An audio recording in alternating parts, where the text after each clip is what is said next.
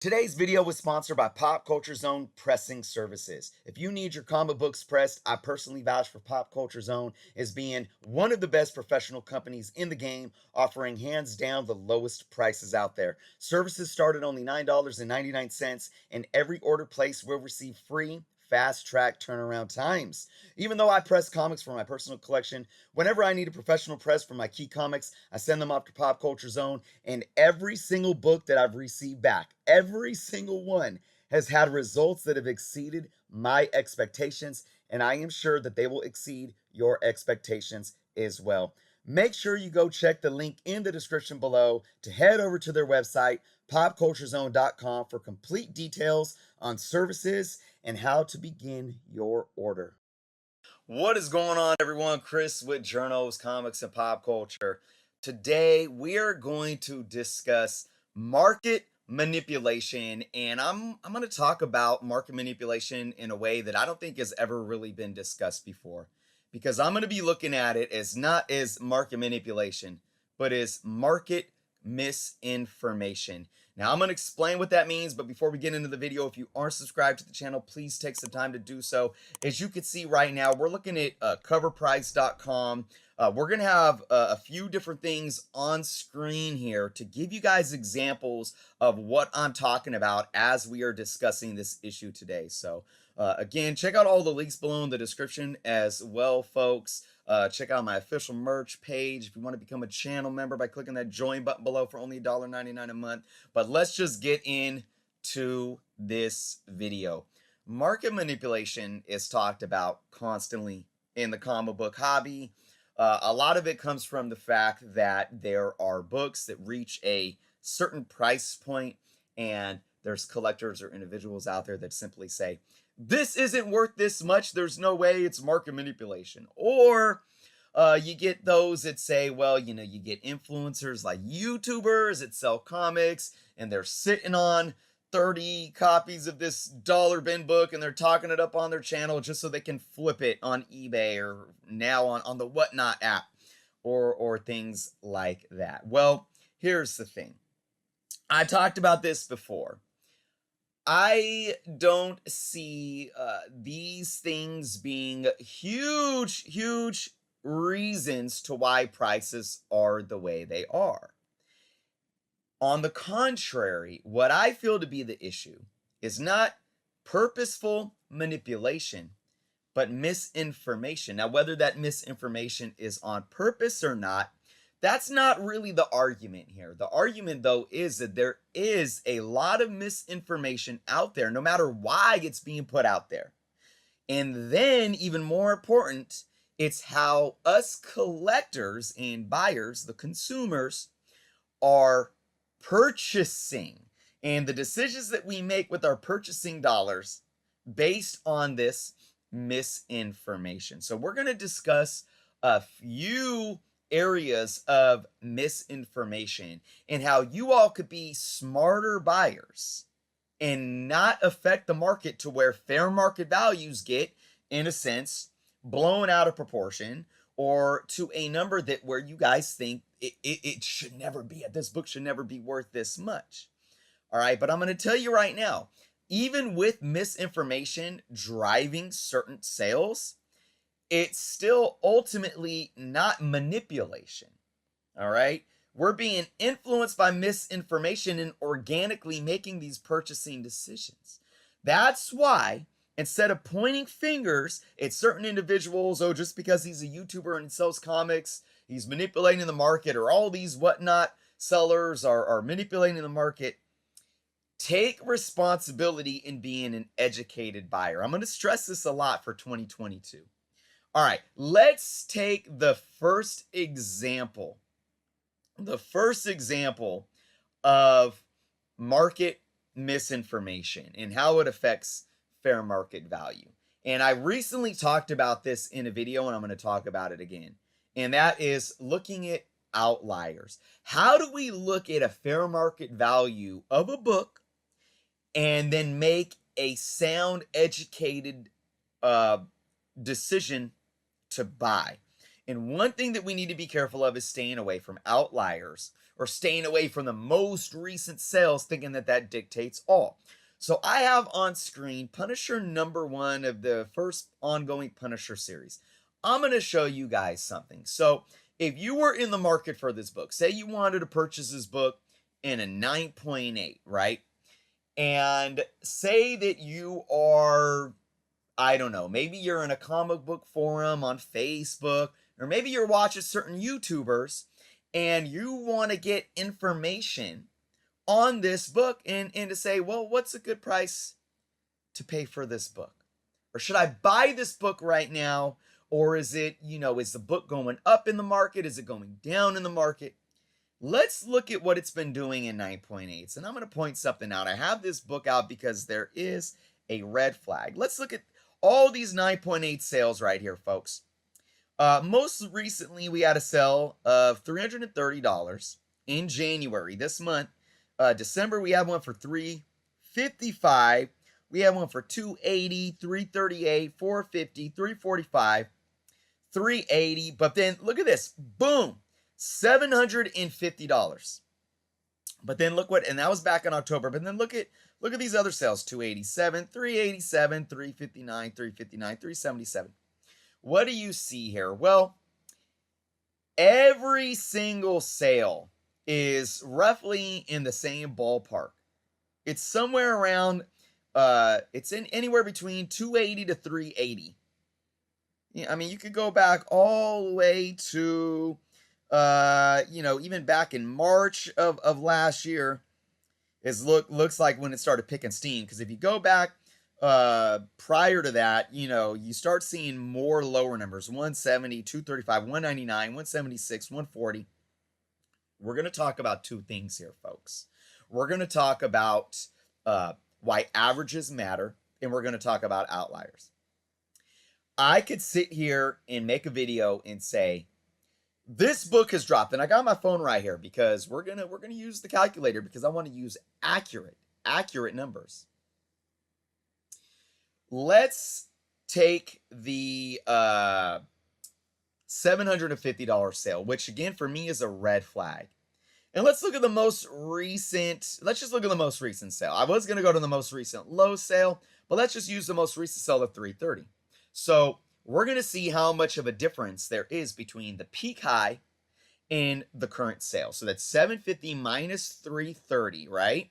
That's a $420 difference. And then you divide it by the original price, $750. And that's a 56% drop. So if I made a video and said, these key comics are dropping 56%, is that accurate? Absolutely not. Because I'm going to tell you right now, though I don't have any details about this book is an outlier that is a red flag. Because this book, Punisher #1, Volume 2 ongoing series, in a 9.8 was never worth $750. Now, look at certain variables. Maybe it was a newsstand,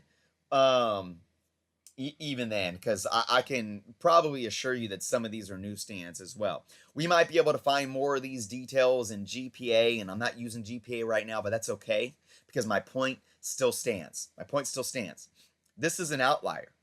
And if I was to sit here and deliver information to my viewers stating as such, this book has dropped over 50%, do not buy, it paints a very distorted and misleading picture of what this book is doing on the market.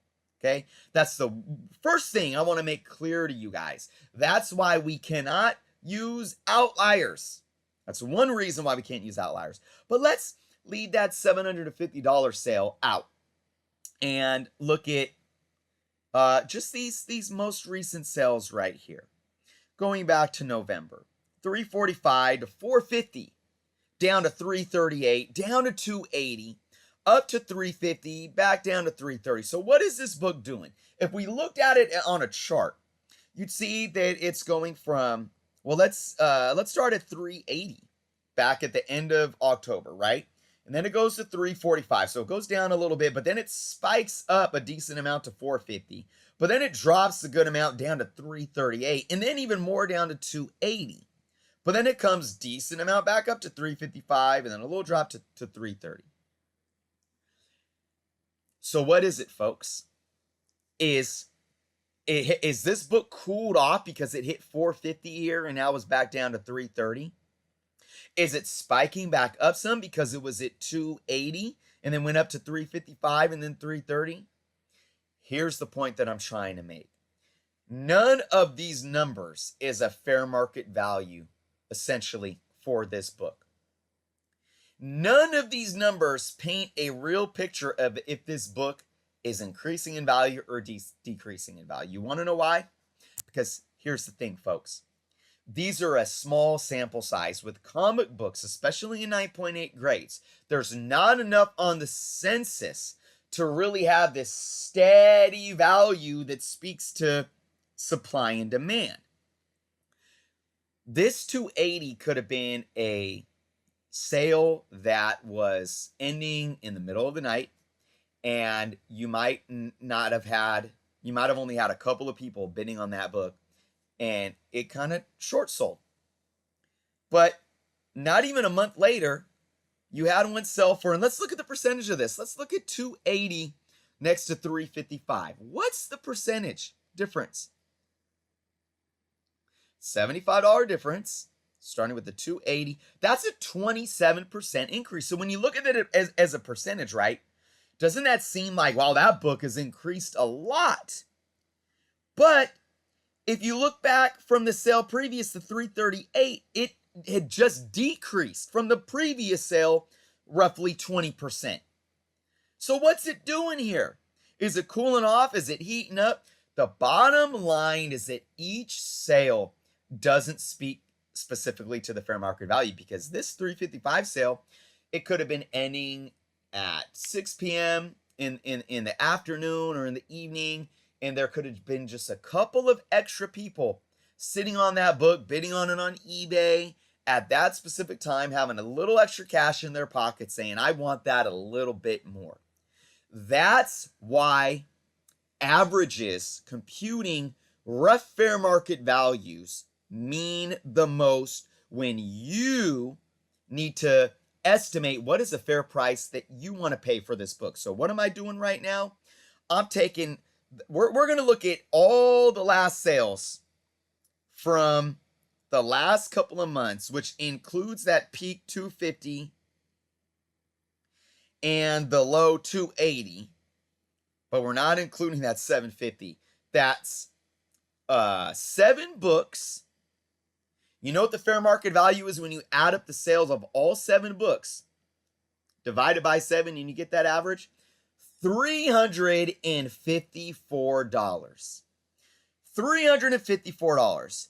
That is a rough fair market value of what this book has been doing on the market for the last 3 months.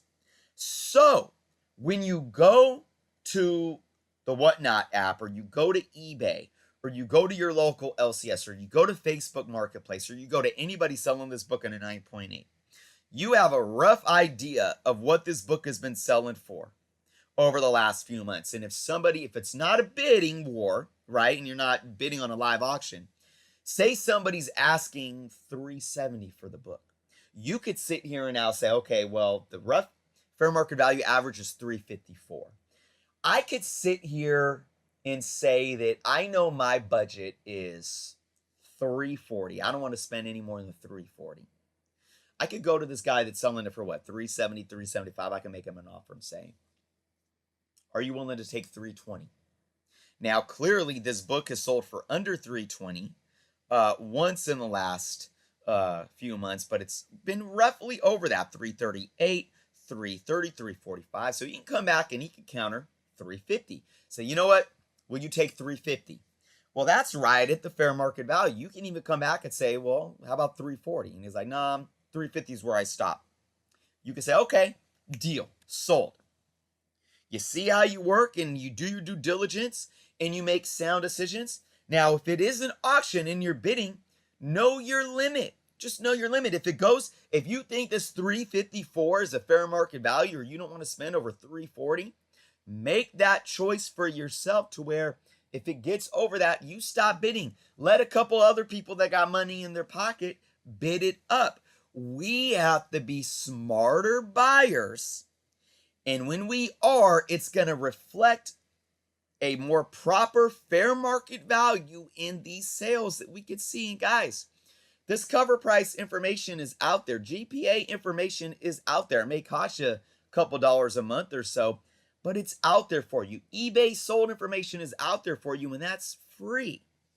So this is the biggest thing I want you guys to understand, because every single book that's on the market is going to be similar to this. It's going to look similar to this. I mean, let's go. Let's do another one. Let's do Amazing Spider-Man number. Let's just do 252. Let's do the first appearance of the black suit. And let's just look at what this book is doing on the market. I mean, let's say let's say 9.6. Let's do 9.6, and say you're in the market for it. We look at what's most recent sale: 579, 510, 576, 540, 530, 539, 516. I mean, look at this: 500. It did hit 607, 699 here back in September. And then look at this, 743. So, look. Now, this book, I mean, if you did an estimate of last summer, this, there's a lot of $600 to $700. So this book has cooled off a little bit. But is it tanked or is it crashing? I mean, if you look back, look at what it was selling just a year ago.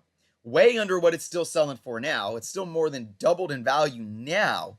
But it did peak like a lot of books did early last summer, and it's cooled off a little bit. But look, even if we take, the most recent sale of 579 and subtract it from this previous sale right before that in December, 510, what's the percentage difference? It increased 14%. Okay. So, this book is booming on the market. No, you don't need to go off the 579 and say, oh, well, I need to pay 579 or even more because the book is booming.